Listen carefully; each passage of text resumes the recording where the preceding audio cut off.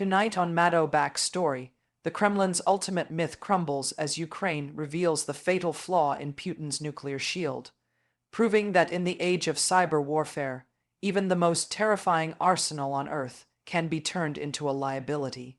Welcome to Maddoe Back Story, where we dive deep into the hidden layers of global power and the narratives that shape our world. Tonight, we begin with a paradox that should never have existed in the modern geopolitical landscape. For decades, the Kremlin has relied on a single, carefully cultivated story that Russia's nuclear forces are untouchable, omnipotent, and sealed behind layers of absolute command discipline and technological supremacy. This was presented not just as a powerful military posture, but as a total political theology. From the early days of the Cold War through the post-Soviet collapse, nuclear weapons became the central pillar of Russian state identity. Conventional weakness could be tolerated, economic instability could be reframed, and demographic decline could be ignored, but nuclear dominance was treated as sacred ground. Vladimir Putin inherited that mythology and weaponized it for a new era, ensuring the world believed the Russian shield was invincible. Under Putin's rule, nuclear forces were not merely tools for deterrence. They were rhetorical bludgeons used to silence international opposition. Every time Russia's conventional army faltered, whether in Chechnya, Georgia, Syria, or most notably in Ukraine, the nuclear threat was quietly elevated to compensate for those failures. It became the ultimate insurance policy for authoritarian decision-making, allowing the Kremlin to escalate recklessly because they believed the other side must always fear the unthinkable. That fear was not accidental. It was carefully engineered through state-run media. Russian state media fused nuclear imagery with civilizational messaging, depicting Russia as the final bulwark against Western decadence, NATO expansion, and democratic contagion. The subtext was always clear: challenge us and history ends. This created a psychological wall that deterred intervention for years. But here is where that long-standing story begins to fracture under the weight of a new reality. Over the past year, Ukraine has demonstrated something profoundly destabilizing to authoritarian systems: adaptive intelligence without centralized rigidity. Ukrainian cyber units, often operating in coordination with Allied intelligence, though many of these details remain strictly classified, have repeatedly exposed Russian vulnerabilities. They didn't do this through simple brute force, but through persistence, improvisation, and sophisticated information warfare. We have seen rail networks disrupted, military logistics exposed, and high-level command structures embarrassed on a global stage. Each incident on its own might have been survivable for Moscow, but together they are corrosive. And then came the reports that changed everything. Carefully worded, deliberately incomplete, and still officially unconfirmed, suggesting that Ukrainian cyber operations may have penetrated peripheral systems linked directly to Russia's strategic forces, sending shockwaves through the global intelligence community. Let's be precise about what this means and what it doesn't mean. There is currently no verified evidence that nuclear launch authority was compromised, and any claim otherwise would be speculative and highly irresponsible. But that is not the primary point of this crisis. The destabilization here lies not in a hacked button, but in a hacked belief system. According to multiple independent analysts, including Western intelligence assessments leaked in fragments and cautiously echoed by Russian officials themselves, anomalous activity was detected in networks adjacent to strategic command and control infrastructure. Not the core, but close enough to trigger immediate emergency reviews. In authoritarian systems, proximity is everything. The Kremlin's immediate response was not one of transparency or strength. It was a heavy silence followed by contradictory messaging and a sudden surge of internal security activity that suggested deep internal panic. That specific sequence of events matters because regimes confident in their control do not scramble behind closed doors. They posture and project strength. This time, Moscow did not posture. Instead, it audited. It purged. It quietly reassigned higher banking personnel, and restricted internal communications to a degree not seen in decades. These are not the actions of a government secure in its own supremacy. They are the panicked reflexes of a system that is suddenly unsure where its own boundaries lie or who is actually in control of its data. And here is the deeper problem for Putin. Nuclear authority in Russia is not just a technical reality, it is deeply symbolic. It rests entirely on the perception that the state is singular, indivisible, and impermeable. Cyber operations, especially those conducted by a smaller, supposedly weaker adversary, fundamentally undermine that perception of strength. At its core, these cyber incursions suggest that power is no longer monopolized by sheer scale or traditional military size. Ukraine, fighting for its very survival, has turned necessity into a culture of rapid innovation. And, as we have seen throughout history, innovation is absolute kryptonite to bureaucratic authoritarianism. The Kremlin built its nuclear posture to deter massive NATO divisions, not distributed networks of agile hackers. It prepared for missiles, not metadata, for submarines, not sophisticated software exploits. This leads us to the first major reveal tonight. Russia's nuclear arsenal was never designed to defend against the kind of war Ukraine is actually winning. Ukraine isn't just fighting for territory or tanks. They are fighting for legitimacy. When that legitimacy cracks, authoritarian power does not bend, it fractures under the pressure of its own rigid structure. That fracture is already reshaping Moscow's internal calculus in ways that we are just beginning to understand. The consequences are about to move far beyond Ukraine's borders and into the heart of the Kremlin. Authoritarian systems depend on certainty, not accuracy. They require rigid hierarchies, predictable loyalty, and an unchallenged narrative of competence to keep the population and the military in line. Once doubt enters that equation, the system does not self-correct through open debate, it self-protects through paranoia. What we are witnessing now inside Russia is not simple panic, it is a form of institutional paralysis.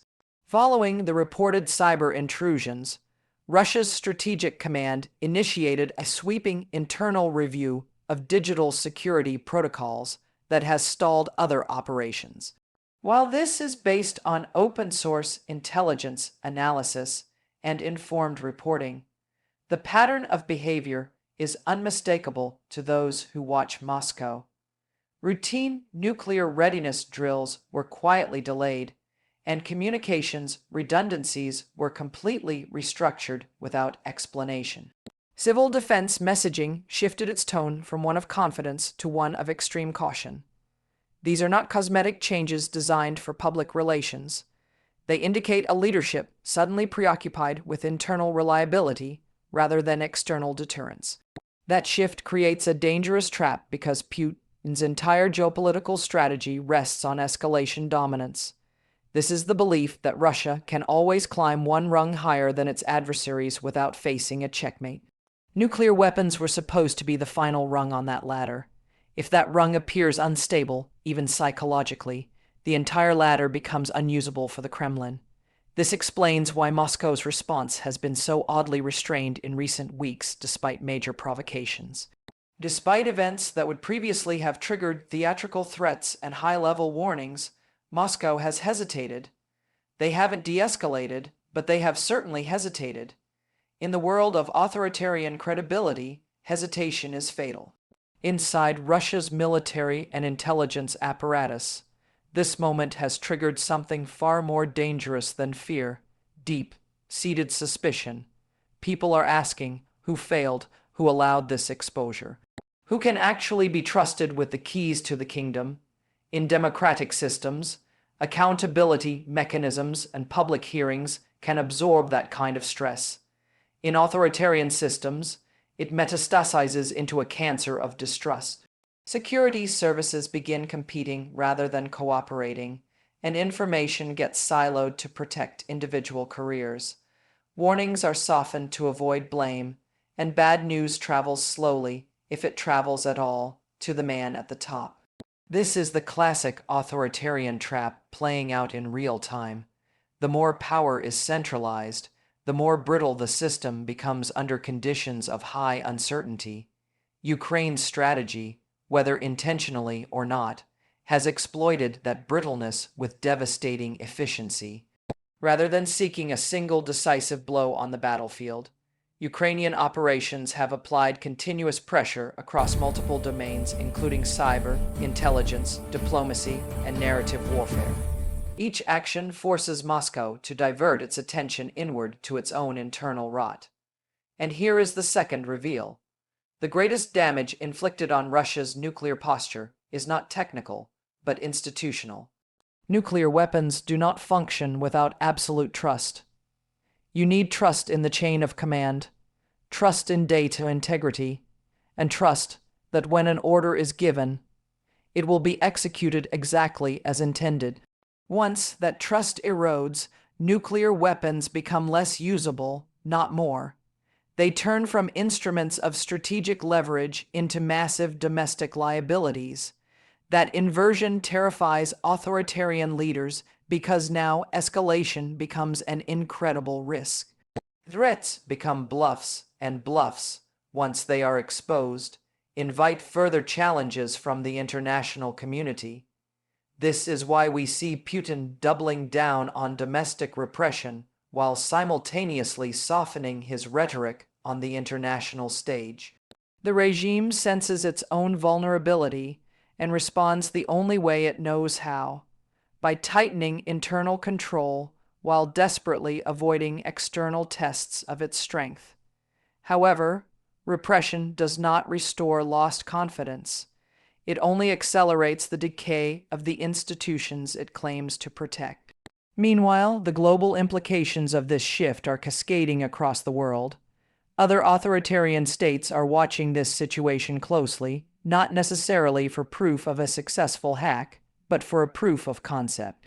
If a mid-sized democracy under siege can erode the perceived supremacy of a nuclear-armed autocracy through asymmetric means, then the entire post-Cold War deterrence framework begins to wobble.